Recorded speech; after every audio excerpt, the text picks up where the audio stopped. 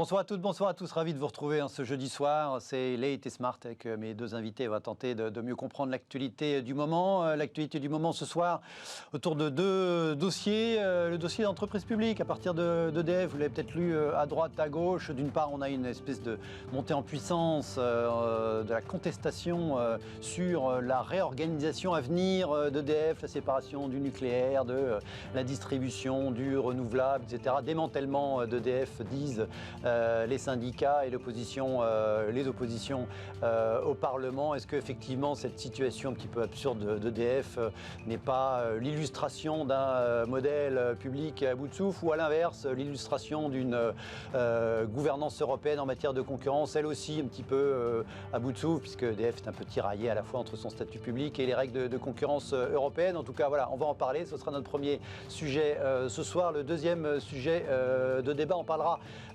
FinTech, on s'interrogera sur l'avenir des banques classiques. Pourquoi deux actualités qui m'ont fait penser, enfin plus que penser, de façon évidente à ce débat, à la fois un nouveau record, le énième, du Bitcoin sur les marchés au-delà des 22 000 dollars, et puis une levée de fonds record pour la start-up française Lydia, levée de fonds record dans l'univers des FinTech françaises, plus de 100 millions d'euros.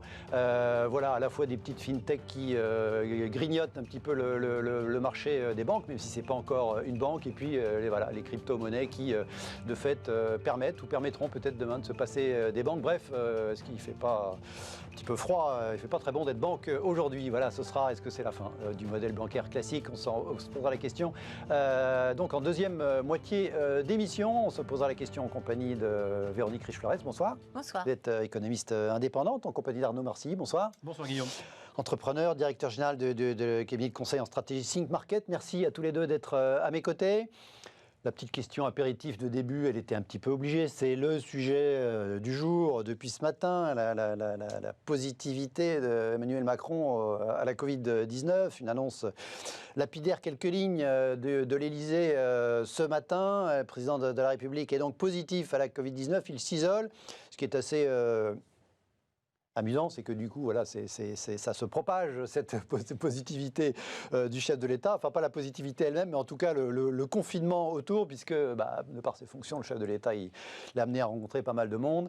Il a rencontré toute l'Europe en fin de semaine dernière, puisqu'il y avait un Conseil européen à Bruxelles. Il a rencontré encore beaucoup de gens lundi. Le président du Conseil espagnol, qui a annoncé dans la foulée qu'il se confinait lui aussi. Et puis, pas plus tard que hier soir, la presse nous a annoncé, regardez, c'était que le chef de l'État avait dîné avec une dizaine de personnes, un dîner politique. Alors, le Premier ministre, président de l'Assemblée nationale, patron du MoDem, patron de la République En Marche, tous ses conseillers politiques, regarde là, un tweet moqueur, oubliez la règle des 6, entre guillemets. La règle des 6, c'était les repas théoriques à la maison. Ils étaient une dizaine mercredi soir au long dîner de la majorité à l'Élysée autour d'Emmanuel Macron.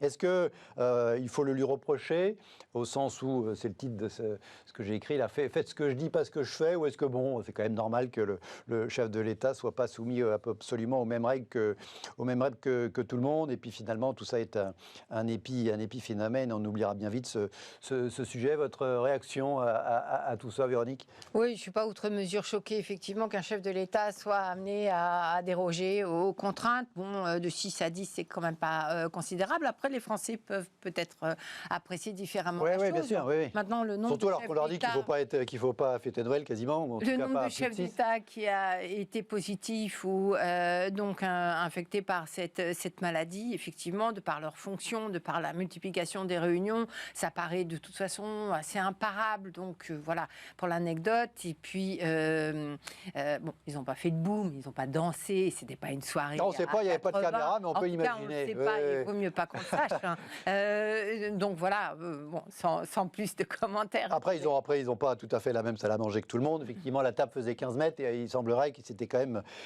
bien à 3 mètres les uns des autres. Mais bon, c'était un repas. Donc pendant le repas proprement dit, ils avaient pas de base. Ça vous inspire quoi, Arnaud? Eh bien, je pense que c'est une très bonne nouvelle parce que ça vient montrer que Jupiter a une dimension humaine et c'est bien de faire descendre la sacralité dans le terrain du quotidien. Il est comme tout le monde, il peut choper le virus. Macron est comme tout le monde et il peut attraper le virus, donc ça l'humanise, ça rapproche peut-être un peu les élites du peuple. Alors, ils ne respectent pas forcément les règles. Doivent-ils les respecter? Ça, c'est une autre question. Mais surtout, ce que ça veut dire, c'est qu'aujourd'hui, on est efficace aussi en travaillant, en se voyant. On a peut-être besoin de retrouver ce lien présentiel au travers d'un dîner. On travaille aussi lors d'un dîner. Donc bon, moi, ça me paraît juste tout à fait normal. En revanche, attention aux effets de bord et à l'exploitation qu'on pourrait en faire sous l'angle des élites qui ne respectent pas les propres règles qu'ils imposent au peuple. On se souvient de... Alors la règle des 6, elle n'est pas imposée, parce qu'effectivement, heureusement qu'on n'a pas le droit de nous imposer combien on est autour de la table à la maison. C'était des recommandations. Absolument. Jean Castex avait du mal à utiliser l'application Stop Covid. Bon, là, ils vont peut-être respecter tous cette règle édictée de l'autoconfinement. Il faudrait leur demander s'ils ont tous eu la petite alerte. Effectivement, quelqu'un de votre entourage a été positif. Peut-être partie des gens notifiés, effectivement. Oui, on peut ne pas l'exclure. Vous disiez, c'est bien le présentiel, mais du coup, est-ce que vous imaginez qu'il y a une quelconque blocage au niveau du fonctionnement de l'exécutif, du fait de ce confinement, du chef de l'État, de son Premier ministre, du président de l'Assemblée nationale, où tout le monde on est quand même capable de bien travailler devant un écran? Comme tout le monde, ils ont des téléphones, ils ont des moyens de communication, ils peuvent faire des visios. On va rentrer dans une période qui est un petit peu plus calme, un petit peu plus clémente. Donc j'ai envie de dire, pour avoir le Covid, c'est peut-être le bon moment. Les indicateurs statistiques du taux d'occupation des lits en réanimation au cas où il se passerait quelque chose étant désormais un petit peu plus correct, j'ai envie de dire que le momentum est parfait et c'est à ça qu'on reconnaît les grands politiques. Voilà, et puis du coup, le manque de pause, c'est qu'il n'aura pas l'occasion de se faire vacciner, puisqu'il était imaginé qu'il puisse se faire vacciner en public, pour montrer effectivement qu'il donnait l'exemple, mais maintenant qu'il a chopé le virus, a priori, il n'a plus besoin de se faire vacciner, mais c'est pas encore. C'est peut-être ça, d'ailleurs. C'est pour éviter, c'est peut-être pour éviter le vaccin. Il n'aime pas les piqûres, il a préféré communiquer et dire qu'il était... Allez, on arrête les bêtises, quoique, on va parler du modèle des grandes entreprises publiques dans le pays tout de suite. Premier débat.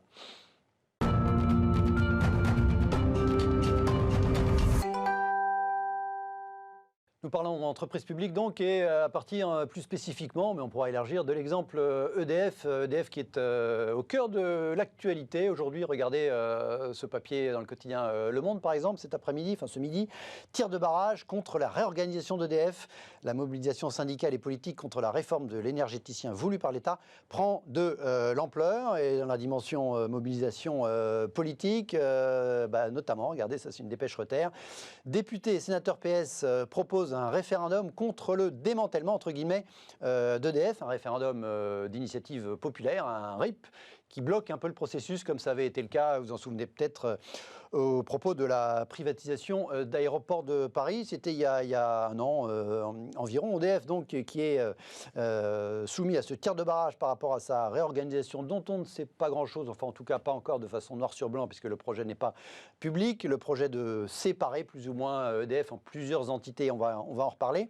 EDF en difficulté, et par ailleurs, toujours aujourd'hui, regardez, cette fois-ci, c'est plus dans le Monde, c'est dans le Figaro, regardez ce papier, EDF perd près de 100 000 clients par mois. Alors là, pour le coup, ce sont les fournisseurs alternatifs qui, entre guillemets, taillent des croupières à EDF, des fournisseurs alternatifs dominés, nous rappelle le papier du Figaro, par Engie et par Total Direct Energy. Vous vous souvenez que Total a racheté Direct Energy il y a quelques mois, qui ont donc de grandes ambitions. On a un géant européen mondial de l'électricité, leader historique dans l'industrie nucléaire, entreprise publique, dont le capital avait été ouvert et introduit en bourse. EDF est coté en bourse, même s'il est toujours contrôlé à 83%, je crois, par l'État. Et en même temps, EDF qui a été sommé par la France, sous la pression des règlements européens, d'ouvrir le marché de la distribution de l'électricité à la concurrence. EDF qui est forcé, contrainte de vendre sa propre électricité à des prix plutôt avantageux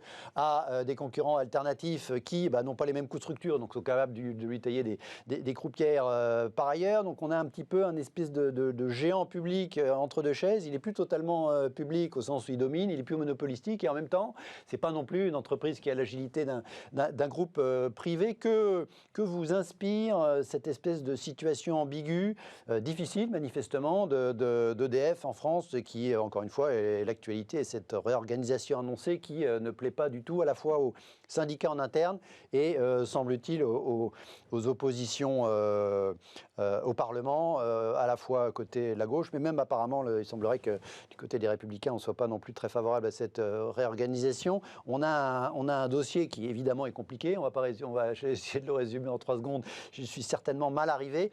C'est cette situation vraiment bizarre, pas facile, d'EDF aujourd'hui. C'est le résultat de quoi, selon vous? C'est l'aboutissement de quoi, selon vous, Véronique, aujourd'hui? Alors, c'est l'aboutissement de beaucoup de facteurs. On peut reprocher, y compris une certaine façon de gérer qui n'a peut-être pas été optimale de la part de cette entreprise. Maintenant, très directement, on oblige une entreprise monopolistique à s'ouvrir à la concurrence. Il est normal qu'elle y laisse des plumes. Toute la question étant de savoir si effectivement cette trajectoire-là, imposée par l'Europe et par les règles européennes, est in fine intéressante pour qui que ce soit. Le consommateur avec des coûts plus bas, les entreprises avec un environnement effectivement plus concurrentiel qui serait supposé être plus efficace. On voit néanmoins qu'il y a pas mal de distorsions sous prétexte d'éviter les distorsions de concurrence, ce qui est l'angle d'attaque de Bruxelles et de la Commission européenne. En réalité, on voit très bien qu'un opérateur historique que les concurrents, les nouveaux concurrents ne jouent pas à partie égale avec les traditionnels acteurs historiques, que ce soit d'ailleurs dans la téléphonie ou dans l'électricité, parce que ceux-là ont des coûts additionnels, des coûts de structure qu'ils ont investis pendant des années, et l'État français également, pour construire les infrastructures qui sont nécessaires pour le déploiement de ce type d'activité. Je n'en ai pas parlé, mais EDF porte une dette colossale aussi, par ailleurs. Exactement. Donc il y a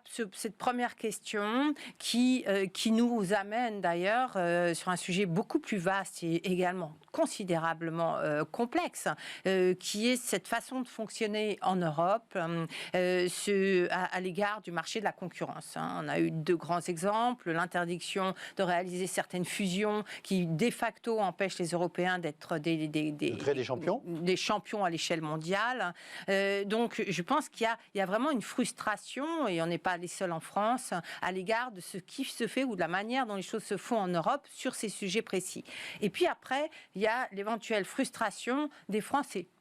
Et des salariés, en l'occurrence d'EDF, mais pas que probablement. Parce que finalement, on n'a plus beaucoup de champions, de gros champions en France.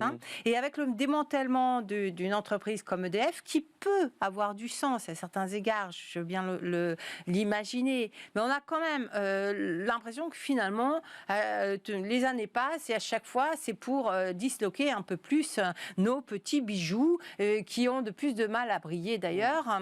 Et quelque part, il y a une inquiétude quand vous dites y compris les républicains, enfin la droite est opposée, bien évidemment, ça ne me surprend pas, parce que finalement, il y a un attachement des uns et des autres aux grandes entreprises françaises, nationales, et c'est vrai qu'on n'en a plus beaucoup. Et pourquoi faire? Toute la question étant de savoir pourquoi on démantèle, au-delà de répondre à des pressions de Bruxelles. Est-ce qu'in fine sera plus efficace? Est-ce qu'on va préserver les différents morceaux, le cas échéant? Je crois qu'aujourd'hui, on est dans un environnement suffisamment inquiétant, instable, insécurisé pour créer au moins l'interrogation et le doute par rapport à cette proposition. On reviendra tout à l'heure sur les logiques éventuelles, enfin, en tout cas sur le papier, voilà, en termes de théorie économique, sur à la fois les questions de concurrence, séparation, production, distribution. Que vous inspire déjà première action sur le dossier UDF tel que je l'ai présenté brièvement en introduction, Arnaud? Alors, c'est un sujet qui est assez complexe. Pour moi, il y a un enjeu et 2 dogmes. Ouais. L'enjeu, c'est EDF doit être en position de prendre toute sa place d'acteur majeur dans la transition énergétique et de produire massivement demain une énergie qui est décarbonée. La question, c'est quels moyens lui donne-t-on pour faire cela?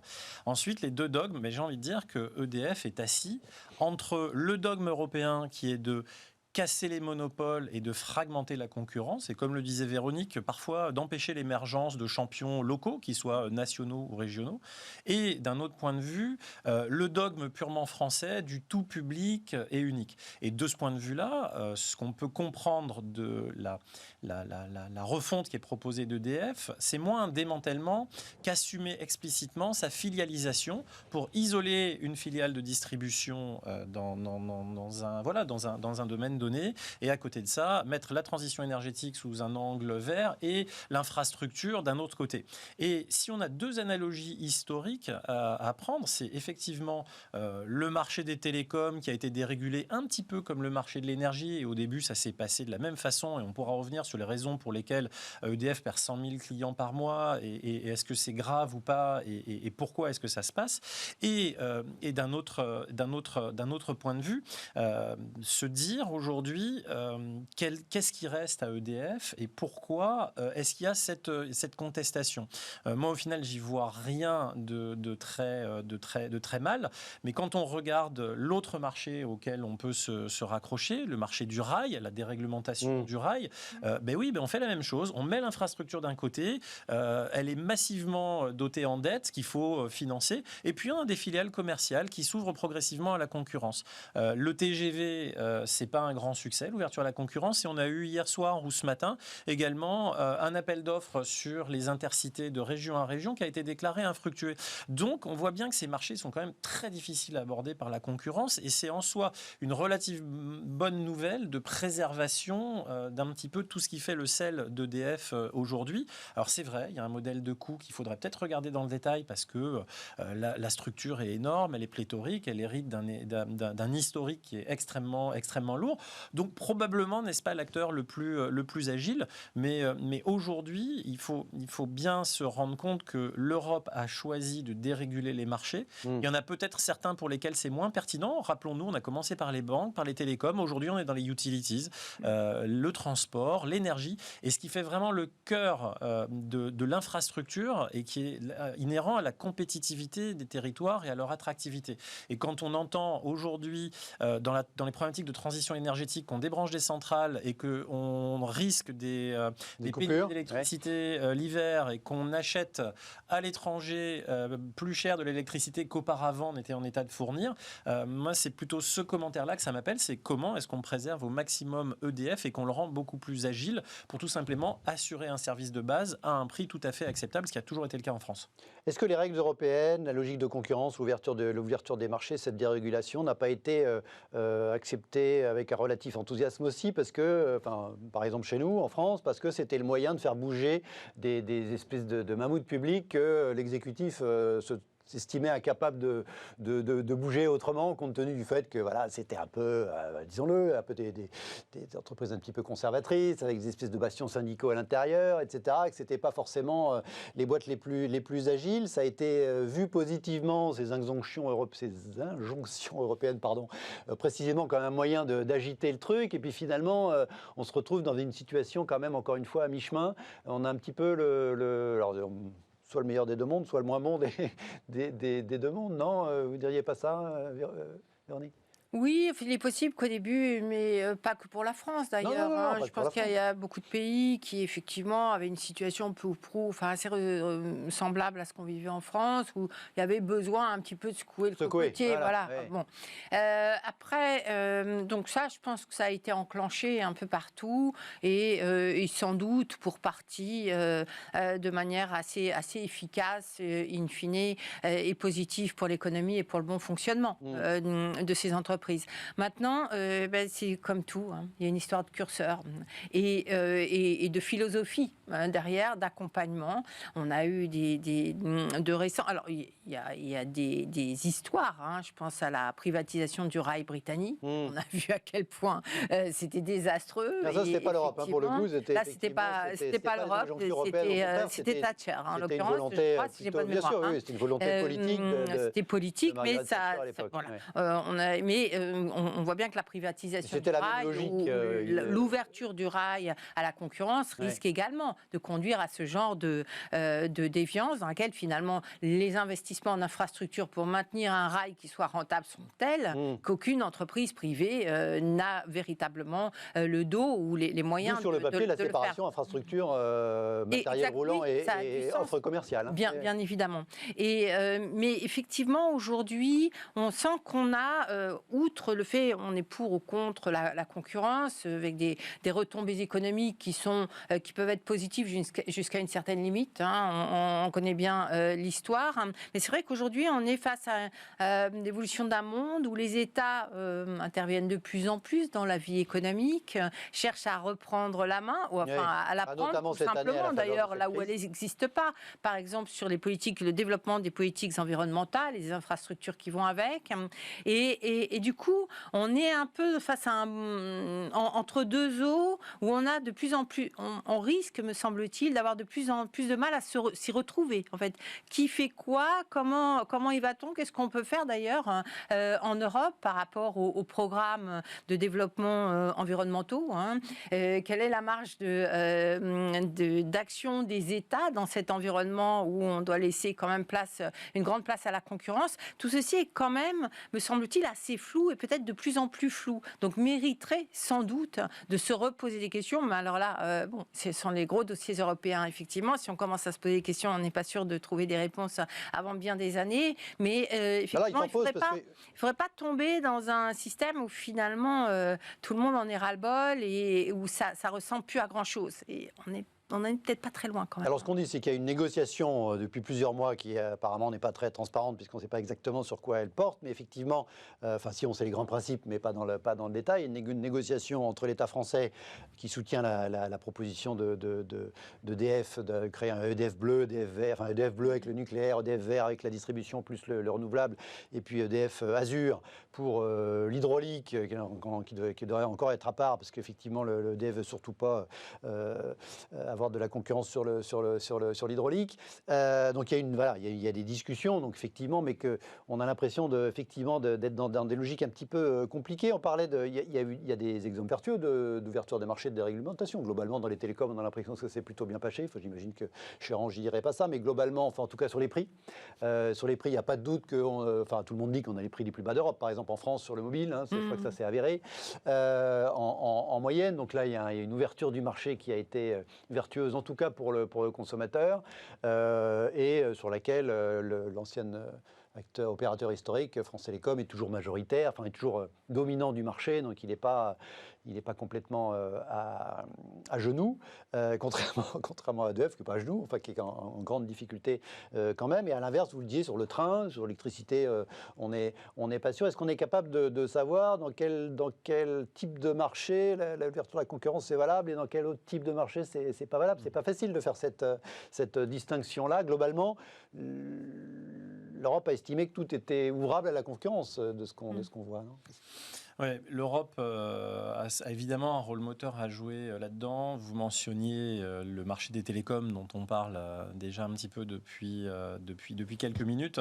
Il faut voir en fait la durée et les perturbations endogènes que créent les ouvertures de marché. Les télécoms ont commencé à être dérégulés il y a quasiment une vingtaine d'années. Aujourd'hui, les parts de marché sont stabilisées et tout ça se fait au bénéfice des clients, qu'ils soient particuliers ou entreprises. La raison pour laquelle le dossier EDF aujourd'hui est un gros dossier, c'est d'abord parce qu'évidemment la Commission européenne met des jalons impératifs d'ouverture à la concurrence, donc crée le cadre juridique qui oblige à faire, mais également parce que par son organisation, c'est un monolithe. Et la question qu'on doit se poser, c'est quel est le métier d'EDF ? Finalement, les métiers sont extraordinairement vastes et il y en a certains qui ont peu de choses à voir avec les autres. Le métier d'EDF, c'est je construis, j'opère des centrales, je produis l'électricité et je la distribue sur différents segments de marché. Ouais. Pendant des décennies, c'était considéré comme le même métier. Pour tout le monde, pour les gens, c'était quand ils étaient en monopole, il y avait l'électricité. Absolument. Après, quand on regarde ça simplement sous cet angle de trois métiers, alors je ne sais pas si ce sont exactement les bons, mais schématiquement, c'est un petit peu ça. Il faut bien s'apercevoir que ça n'a rien à voir. Et les questions qu'on doit se poser aujourd'hui, c'est combien coûte EDF ?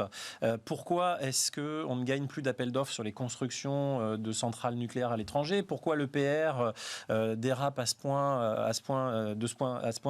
dans les coûts et dans la durée du chantier ?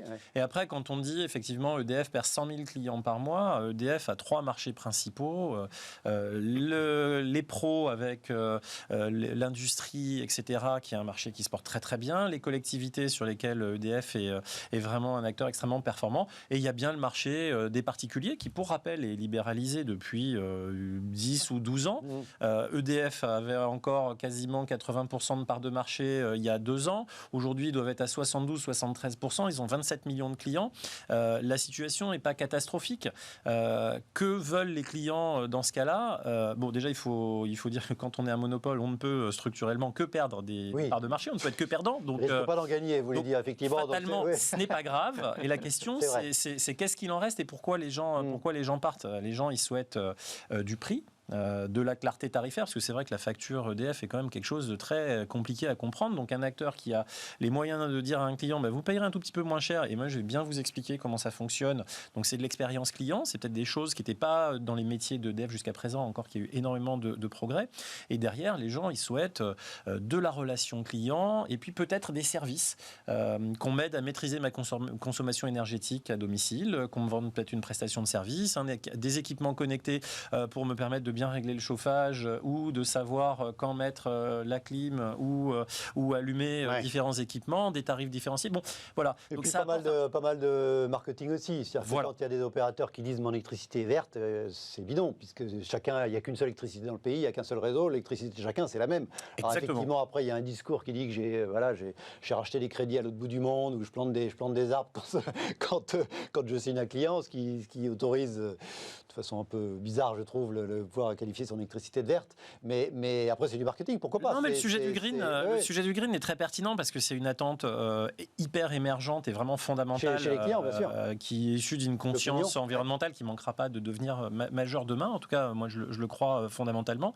Mais ce qui est très intéressant dans le green, par rapport au greenwashing et à essayer de faire un petit peu, de rendre très propre le discours sur des choses qui finalement sont tout à fait standards, on pourrait dire de façon un peu provocatrice qu'aujourd'hui, que EDF présente parmi l'ensemble des acteurs du marché l'immense avantage d'être l'acteur le plus vert du marché, parce que c'est quasiment le seul à produire de l'électricité décarbonée. C'est du nucléaire, certes, mais quand on regarde les 3 ou 4 premiers acteurs du marché, il y a Total avec Direct Energy, c'est du pétrole, il y a Engie, c'est du gaz, donc c'est des énergies fossiles, et puis derrière... Direct Energy, c'est pas du pétrole, mais le groupe Total qui a racheté Direct Energy est un groupe majoritairement pétrolier. Majoritairement pétrolier. Et donc, ce que vous dites, c'est qu'en fait, EDF qui aurait dû dire le premier, non pas ses concurrents, mon électricité est verte, à la limite, en tout cas, elle est décarbonée. Dernière question, Véronique, est-ce que c'est pas l'Europe d'avant, en fait, ce sujet-là, l'espèce de dérégulation des marchés? Est-ce qu'il n'y a pas eu, on a quand même l'impression qu'il y a une prise de conscience, que c'est moins la priorité? Vous évoquiez l'idée de constituer des géants européens. On a un peu plus l'impression,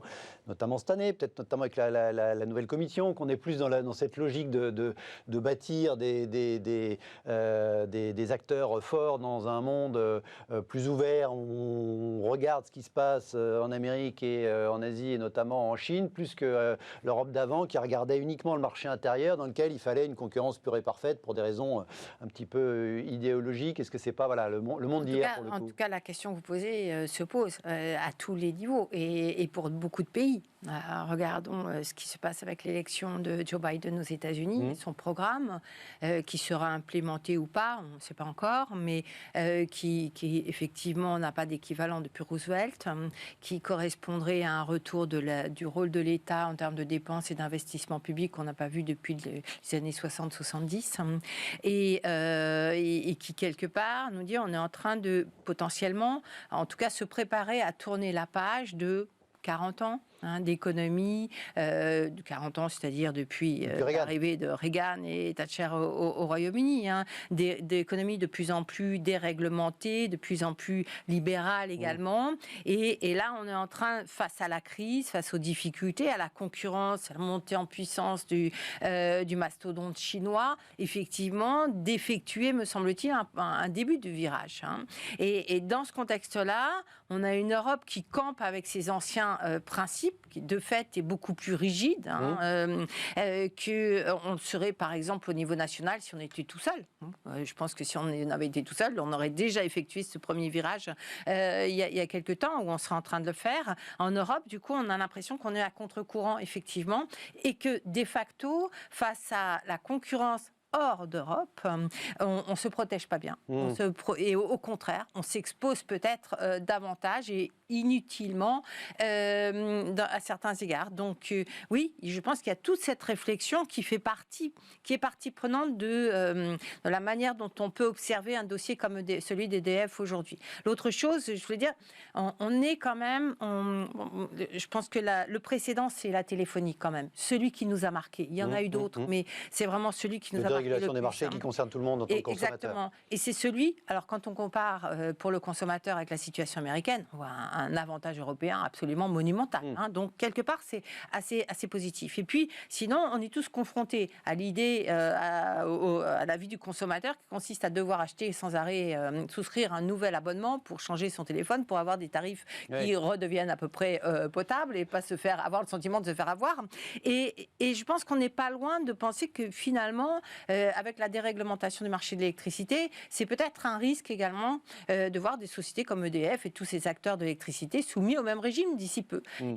Et force est de constater qu'on ne parle quand même pas des mêmes secteurs. On parle quand même de secteurs qui ont des gros besoins d'investissement sur le long terme, qui doivent avoir une certaine visibilité et qui ne peut pas être confronté à un marché qui tournerait et qui serait très instable. Qui gère des dizaines de réacteurs nucléaires. C'est quand même un marché particulier qu'on doit aborder comme tel, avec un minimum, me semble-t-il, de réglementation pour éviter pour s'assurer qu'on puisse contrôler les choses un petit peu pour le futur et pour la construction et les investissements à venir. Bon, il y a des bonnes nouvelles quand même pour EDF. Regardez, c'était hier ou avant-hier qu'on a appris que le gouvernement britannique était en négociation avancée, officielle, avec EDF pour une nouvelle centrale nucléaire un EPR, à Hinkley Point. Il y en a déjà deux en construction. Donc voilà, il y a quand même, en France, je pense qu'on n'est pas, c'est pas pour demain qu'on va annoncer une nouvelle centrale nucléaire. Enfin, en tout cas, c'est pas la tendance. Ça peut évoluer après la présidentielle peut-être. En tout cas, voilà, un nouveau client en Grande-Bretagne pour EDF. À venir, c'est un dossier certainement EDF qui va prendre de l'ampleur dans les semaines, dans les mois qui viennent, a fortiori si il y a une volonté de lancer une pétition là, pour un référendum d'initiative populaire pour bloquer tout ça. On aura l'occasion d'en reparler. Restez avec nous, on marque une courte pause, on se retrouve dans un instant.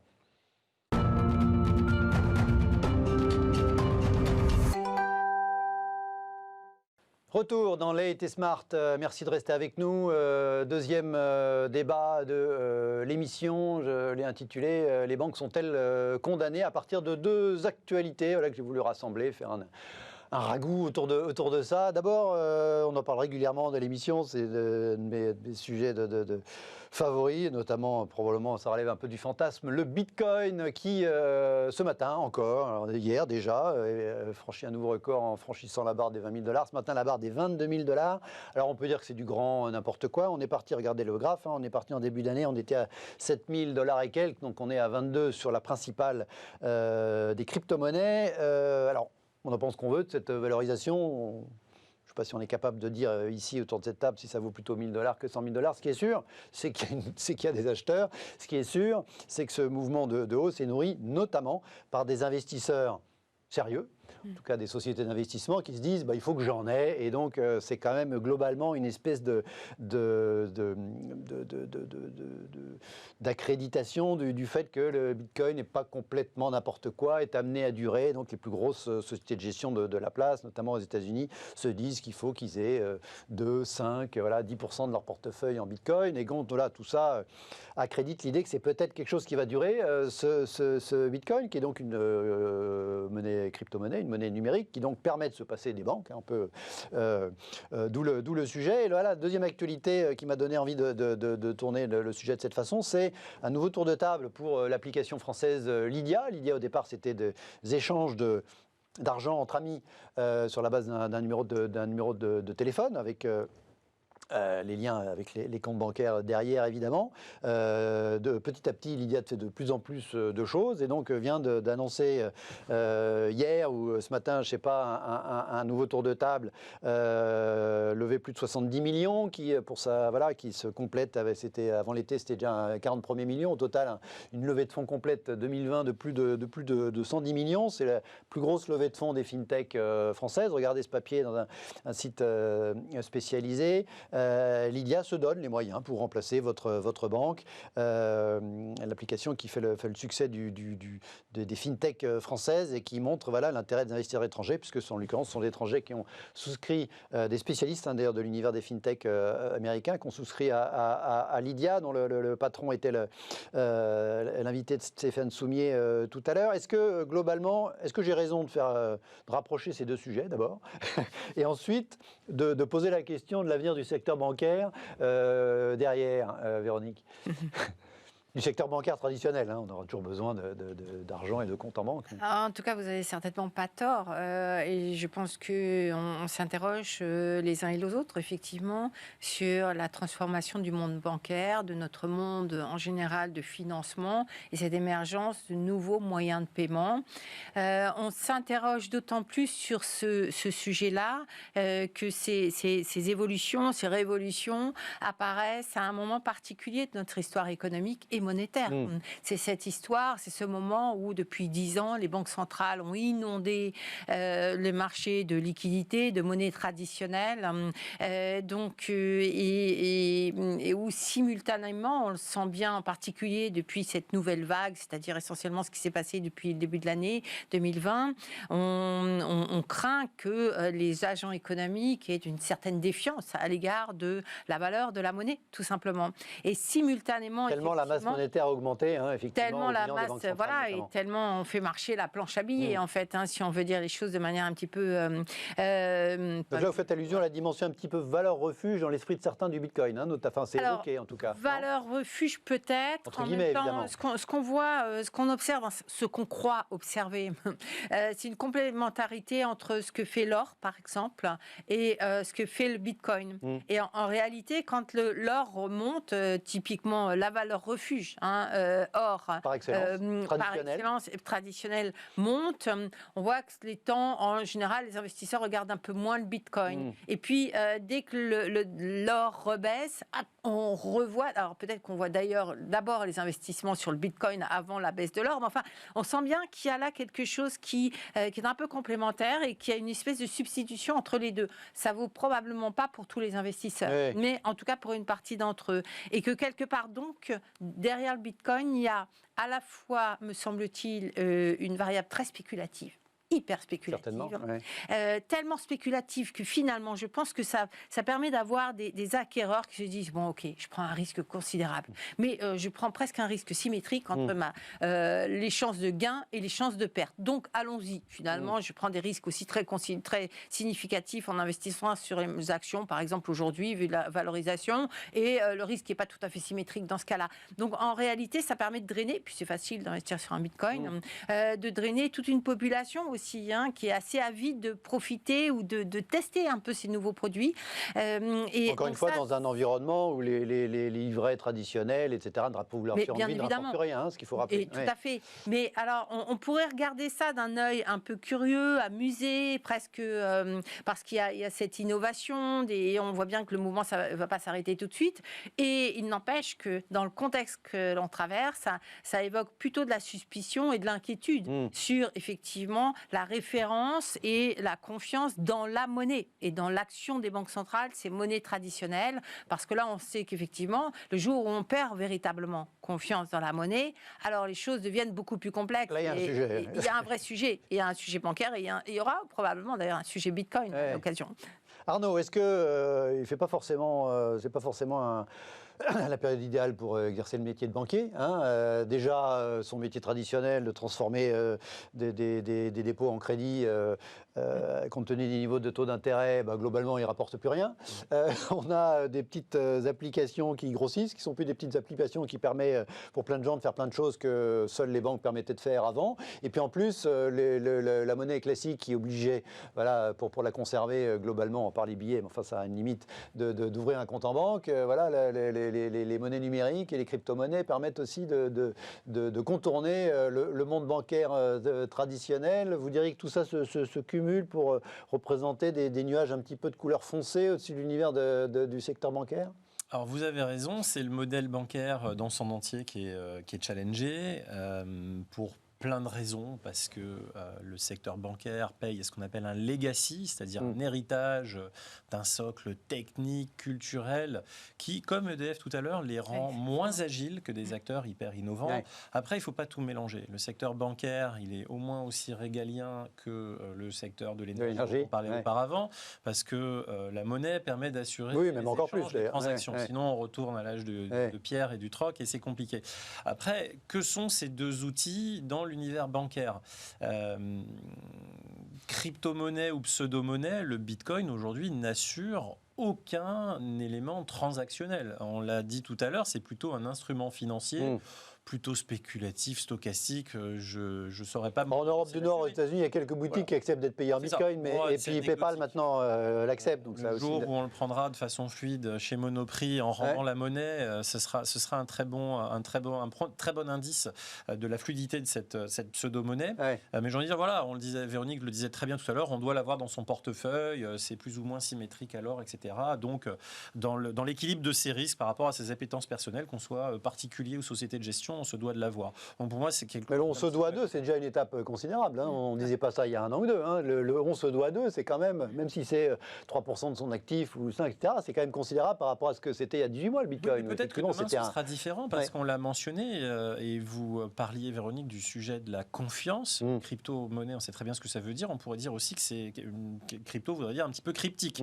Donc quand on n'arrive pas à le lire, c'est un sujet. On lit beaucoup de choses sur les plateformes qui d'un seul coup disparaissent, on ne sait pas réellement où est son argent, et la confiance, le côté fiduciaire de la monnaie papier qui existe, etc., est quelque chose de vraiment essentiel. Donc pour moi, le Bitcoin, je le mettrais encore un petit peu à côté, et c'est vrai qu'il y a une dimension très spéculative, 20 000 $ hier, 22 000 demain, 7 000 au début de l'année. Il faut sacrément équilibrer son portefeuille pour... Tesla a fait plus, Tesla a fait x6 depuis. Et ensuite, par rapport aux banques, moi, il me semble que le risque, entre guillemets, porté par les néobanques, les nouveaux acteurs comme Revolut, N26 et typiquement Lydia, peut-être qui n'est pas officiellement une néobanque. Effectivement, c'est pas du tout. Il n'y a pas de licence bancaire à date chez Lydia. Une banque, c'est essentiellement régulé. Il faut avoir un agrément. Il faut se conformer à des contraintes BAL 2 qui sont extrêmement pesantes sur la structure du bilan, les fonds propres par rapport aux engagements. Tout ça est très technique. Mais au final, c'est peut-être ce qui empêche demain ces acteurs de faire complètement du crédit. Maintenant, il faut se dire que Lydia, c'est quelque chose de super, qui est un immense succès. C'est français, ça a levé 112 millions sur l'année en 2 fois, donc ça suscite de l'intérêt. Pourquoi ? Parce que ce type d'application peut passer aisément du gadget, du paiement entre amis, jusqu'à quelque chose qui ressemble à votre banque et vous permet d'effectuer un certain nombre d'actions au quotidien. Oui, on peut faire des virements, on peut générer un RIB, voilà. Exactement. Donc, l'avenir pour ce type d'application... Ils sont en partenariat sur du crédit avec des plateformes de crédit. Sur du crédit à la là aussi un petit peu nouvelle génération. Mais, sur du crédit à la conso, limité à 3 000 €. Donc bon, tout ça ne fait pas une banque, mais ça y ressemble beaucoup. Et ce qui challenge les banques, c'est qu'aujourd'hui, dans le modèle de marge, ils sont coincés sur le crédit parce que l'argent vaut tellement peu cher que entre les écarts de taux du crédit qu'ils accordent et la façon dont ils se refinancent, finalement, il y a peu d'argent à faire. Et le reste est sur les transactions au quotidien. Et ce type d'acteur-là est vraiment un acteur désintermédiant. C'est pour ça que c'est vraiment des acteurs issus de la tech qui désintermédient les acteurs traditionnels pour accaparer, sans avoir d'énormes contraintes, ni de régulation, ni technologique, ni de structure, accaparer une grosse partie de la marge. Et pour ces raisons, l'enjeu bancaire aujourd'hui est d'accélérer, de se sortir peut-être de pesanteurs techniques ou de régulation qui font qu'elles sont incapables de proposer aussi rapidement des choses expérientielles que les gens adorent et adoptent très très vite. Et c'est en ça que le succès d'un acteur comme Lydia est quelque chose de vraiment menaçant pour le modèle traditionnel des banques. Oui, pesanteur technique notamment, et vous évoquiez aussi en termes de lourdeur, d'effectifs, etc. On a eu le mouvement de fermeture des agences bancaires qui est quand même lancé, qui a été... C'était il y a quelques 15 jours là, que le groupe Société Générale a annoncé la fermeture de centaines d'agences à la faveur du regroupement avec le réseau Crédit du Nord. Mais c'est pas fini. Est-ce que quand on dit c'est que le début, est-ce que c'est tarte à la crème ou est-ce que c'est vraiment le cas effectivement que les banques vont être obligées de restructurer leur réseau avec des conséquences sociales un petit peu douloureuses? Du contexte très particulier actuel, mais je suis pas sûre qu'on remette complètement, enfin, on remet en question, ou ce mouvement-là remet en question une partie du business bancaire, du modèle bancaire, qui est celui de la banque de détail. Et justement des agences, etc. Voilà, ouais. Mais pour l'instant, le cœur de l'activité de prêt, soit aux entreprises, ou de crédit un peu plus que les 3 000 ou peut-être les 7 000 ou 10 000 euros de crédit à la consommation, qui était en général le fruit d'acteurs traditionnels d'établissements financiers déjà à côté des banques. Filiales, souvent d'ailleurs. Ouais. Voilà, donc c'est peut-être plutôt ces acteurs qui vont se trouver en porte-à-faux. Mais les métiers traditionnels de la banque, de prêt aux entreprises, de prêts immobiliers sur le long terme, eux restent intacts. Et de sécurisation, je dirais, d'un certain nombre de transactions également, eux restent intacts. En revanche, peut-être que ce sera la prochaine étape, effectivement, des menaces. On a quand même l'impression, parce que la régulation est là aussi, et que tous ces nouveaux acteurs, finalement, j'allais dire, peuvent faire joujou tranquillement, ils ont beaucoup moins toute cette lourdeur de la régulation qui s'est considérablement amplifiée ces dernières années. Et c'est relativement facile de faire à côté quand on ne fait que ça. C'est beaucoup plus difficile pour les banques, mais effectivement, je pense qu'il y a des améliorations à apporter pour être pour se mouvoir un peu plus rapidement et sortir un petit peu de ce carcan. Mais sur les grosses activités de prêt, les carcans sont pas, à mon avis, une banque qui prête des millions d'euros, voire des dizaines de millions d'euros, voire des milliards à des entreprises, c'est pas une appli qui va faire ça demain. Exactement, ou aux particuliers. Ouais. Donc là, on a quand même, et puis certainement beaucoup moins de velléité de ce côté-là de se développer parce qu'effectivement les contraintes réglementaires sont considérables. Donc effectivement c'est quand même moins considérable, Véronique, considérable mais nécessaire.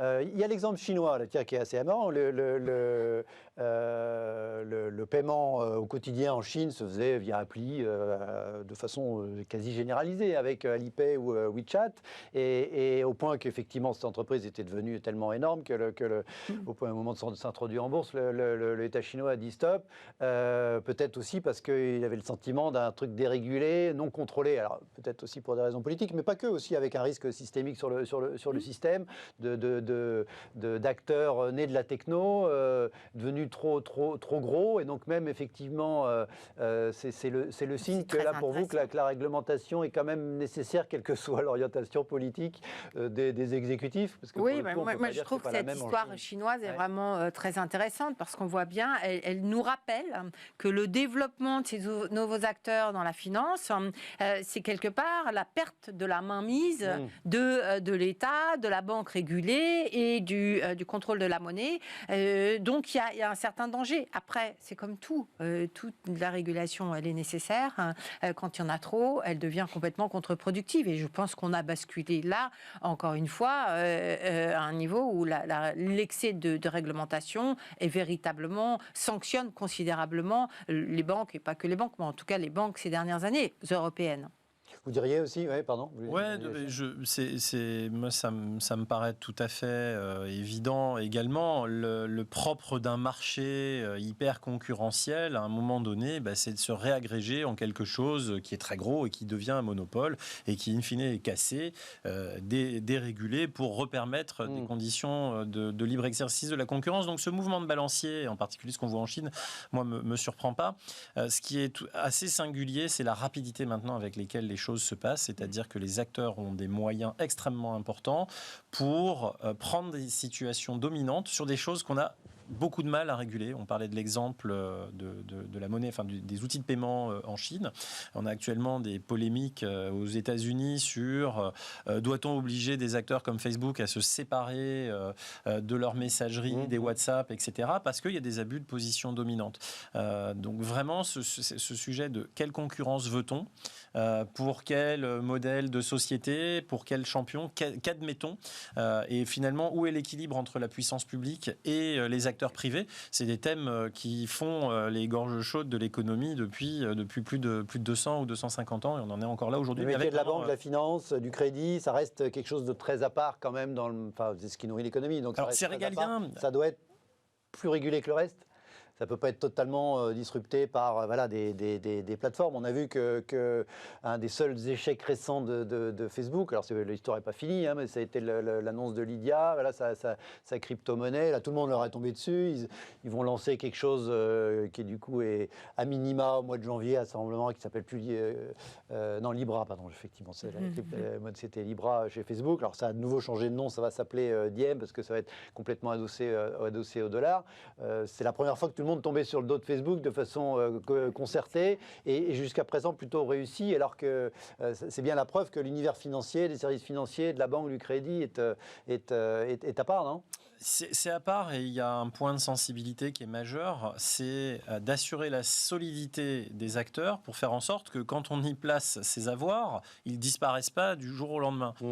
Comme ça a été le cas en début d'année en Allemagne, il y a une plateforme, voilà, exactement, qui a fait grand scandale parce que voilà, elle a mis sur le carreau de très nombreuses personnes.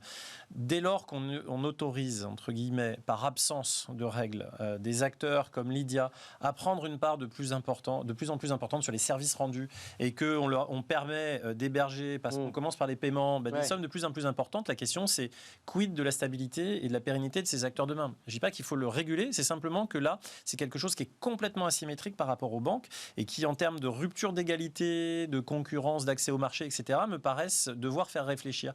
Donc plutôt que... En même temps, ça permet l'innovation. Quand même. Ça permet l'innovation et ça, effectivement, on ne peut pas l'occulter. Ouais. Allez. Ouais. Non, mais... Non, je disais juste pour comprendre à quel point ça peut être aussi paraître désordonné. On a mis combien de temps à faire voter ou accepter la garantie des dépôts bancaire à 100 000 euros. Voilà. Ça ne s'est pas fait tout seul quand même au niveau européen. Et ça s'est fait, c'est une garantie très essentielle, très importante. Voilà.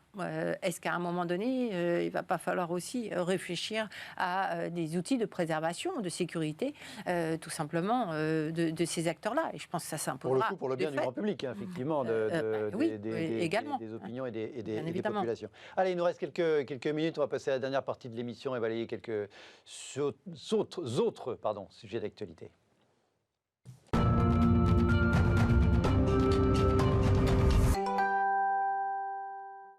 Allez, une séquence People pour terminer l'émission. Qui sont les personnalités de l'année selon vous? Régulièrement, les médias se prononcent. Aujourd'hui, le Financial Times a désigné ses People of the Year. Ce sont les deux patrons et créateurs de la biotech allemande BioNTech, Monsieur Sahin et Madame Tourecci. Donc, effectivement, deux Allemands. On a beaucoup dit qu'effectivement, c'était aussi un exemple de miracle allemand. Ce sont deux personnalités d'origine turque, mais complètement allemand. Le BioNTech, c'est la société de biotechnologie qui s'est associée avec Pfizer et qui est donc à l'origine du premier vaccin, celui qui est injecté aux Britanniques depuis 8 jours, aux Américains depuis hier et peut-être aux Français à partir de la fin décembre, mais c'est pas le plus probable. Et puis le People of the Year. Auparavant, dans le monde d'avant, c'était le Man of the Year, mais maintenant c'est Person of the Year de Time Magazine, a été décerné il y a quelques jours. Alors, c'était pas une surprise, il y avait une demi-surprise. Les années d'élection américaine, c'est quasiment toujours le président élu. Donc là, les Américains, là, il n'y a pas une grande surprise. La nouveauté, pour faire un petit peu, effectivement, résonance avec à la fois les évolutions de la société, c'est le couple présidentiel, non pas monsieur, madame, mais monsieur et sa vice-présidente, donc Joe Biden et Kamala Harris, qui ont été désignés Person of the Year par Time Magazine, Time qui a décliné les sportifs de l'année, LeBron James, artistes de l'année, les Coréens le groupe coréen BTS. Vous aurez choisi qui, vous, Arnaud? Soit entre celle-là, soit troisième. Excellente question. Entre effectivement le vaccin et la fin de Trump, quoi. Hein, c'est les deux thématiques, quoi, sur ces deux. Parmi ces deux-là ou un choix complètement libre? Déjà parmi ces deux-là et puis un choix libre. Parmi ces deux-là, bon, elle est peut-être la une de Times avec le duo exécutif américain qui se reprojette vers l'avenir de façon positive et donne des espoirs au monde que les États-Unis se réouvrent à nouveau et voilà, et reviennent un petit peu dans le jeu international, moins par l'affrontement que par la coopération, espérons un petit peu. Et d'un point de vue personnel, j'aurais peut-être choisi le pangolin ou l'opérateur de Wuhan qui a fait tomber l'éprouvette, tout simplement parce que c'est quand même plutôt l'origine de la maladie que le traitement. Enfin, c'est pas le traitement d'ailleurs, c'est un vaccin. Pas exactement. Le fait générateur qui a fabriqué l'année 2020, dans laquelle le monde entier est empêtré. Si c'est pas ça, l'homme de l'année ou la chose de l'année. Le truc de l'année, quoi. Le truc de l'année. Et aussi parce que il va y avoir certainement des changements structurels à l'issue de cette période dans les échanges internationaux, dans la façon de vivre, d'appréhender les choses. Voilà, je pense qu'on a plein de choses à en dire et que ça aurait été marrant de faire un papier là-dessus. Voilà, et Time Magazine, ils avaient fait le numéro juste avant, hein, effectivement. Il y avait des petites polémiques là-dedans. 2020, the worst year ever. On lui a dit, mais non, pas worst. Mais en fait, ils avaient titré Worst year ever. Puis à l'intérieur, ils disaient, mais non, pas ever, mais quand même récemment. Voilà. Donc, Véronique, vous, à la fois entre ces deux-là, et puis si ça avait été vous à la décision sur je ne veux pas le choix de ces journées. sous-estimer le travail des chercheurs qui apparemment est tout à fait exceptionnel. Alors, c'est peut-être un petit peu Oui, parce qu'en plus, c'est une nouvelle méthodologie, une nouvelle technologie de vaccin. Hein. Tout à fait. Et s'il s'avère que ce vaccin est effectivement efficace dans la durée, sans effet contrariant dans le futur, alors effectivement, chapeau, parce que c'est historique et ça devrait sauver beaucoup de vies probablement.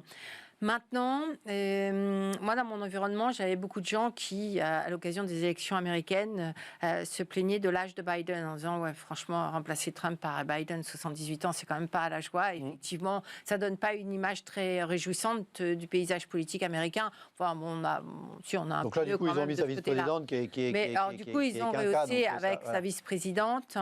En même temps, moi, je me souviens avoir répondu, cet homme-là, au moins, il a consacré sa vie à la politique. Et s'il meurt demain, il a fait le job. Hein. Le job, c'était de virer Trump et il a réussi. Donc, chapeau. Et moi, je me contente de ça. Et rien que pour ça, je trouve qu'effectivement, il mérite bien d'être nommé homme de l'année. Parce qu'effectivement, je n'ose pas imaginer ce qu'aurait donné les 4 prochaines années avec un Donald Trump toujours autour du bureau ovale. Voilà. À suivre, je disais, séquence people, on passe du people politique ou business au people business tout court. C'était il y a 2 jours, je crois qu'on a annoncé que Madame Mackenzie Scott, alors ça vous dit peut-être rien, mais si en fait son nom de femme mariée avant son divorce c'était Mackenzie Bezos, c'est l'ancienne femme donc de Jeff Bezos qui a annoncé son deuxième version, la contribution à des charities aux États-Unis. Deuxième fois dans l'année, cette fois-ci, 4,2 milliards de dollars qui ont été distribués à 384 organisations de type caritatif dans le cadre d'un plan, parce que ça va être continué, où elle a décidé qu'elle donnerait la majorité, l'essentiel donc de sa fortune.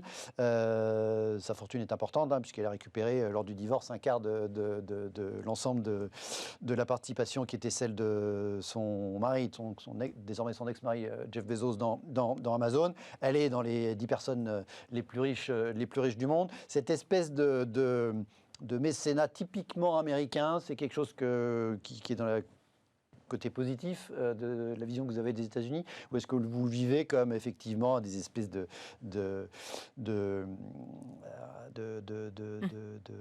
des décisions pour effectivement se donner bonne conscience par rapport à des chiffres de valeurs personnelles et patrimoine qui sont délirants, Véronique? Alors là encore, il ne faut pas tout Là mettre où- dans le même panier, mais vous l'avez dit, c'est typiquement américain, ce modèle des grandes fortunes, milliardaires américains qu'on laisse effectivement émerger et qui vont distribuer et qui vont souvent d'ailleurs avoir des beaux projets. C'est pas là la question, mais de fait, je trouve que moi j'ai du mal avec ce modèle qui fonctionne plutôt bien pourtant aux États-Unis, mais c'est aussi le reflet d'une absence de la puissance publique et de la protection sociale tout simplement. Donc effectivement, et d'ailleurs je trouvais que cette année était intéressante parce que lors du premier confinement, on a vu que l'État n'était pas tout à fait présent pour venir au secours des gens et que finalement on a commencé à voir en France aussi se développer des mouvements spontanés d'aide, d'entraide, etc., qui m'ont fait penser moi à ce qui se passe aux États-Unis en disant tiens, quand l'État n'est pas là ou ne peut pas être là pour des raisons diverses et variées, c'est pas qu'il n'était pas là, l'État était là, il a été très efficace, mais voilà, dans les choses de la vie quotidienne, effectivement, c'est souvent difficile et on a vu une émergence comme ça de solidarité spontanée arriver. Je me suis dit tiens, finalement ça pourrait ressembler à ce que fait le modèle américain en réalité. Quand il n'y a pas l'État, peut-être qu'il y a plus d'initiatives privées spontanées. En même temps, moi très personnellement, je préfère quand un État est là pour veiller effectivement à un minimum de redistribution et de protection de chacun des citoyens. Voilà. Donc c'est très bien qu'il y ait une redistribution additionnelle des plus riches, c'est très bien. C'était l'objet ça ne m'éblouit pas. C'était l'objet de la question. Malheureusement, j'ai pas le temps de demander son avis. Arnaud sera pour une prochaine fois. Merci à tous les deux. Avec plaisir. Très très bonne soirée, à demain.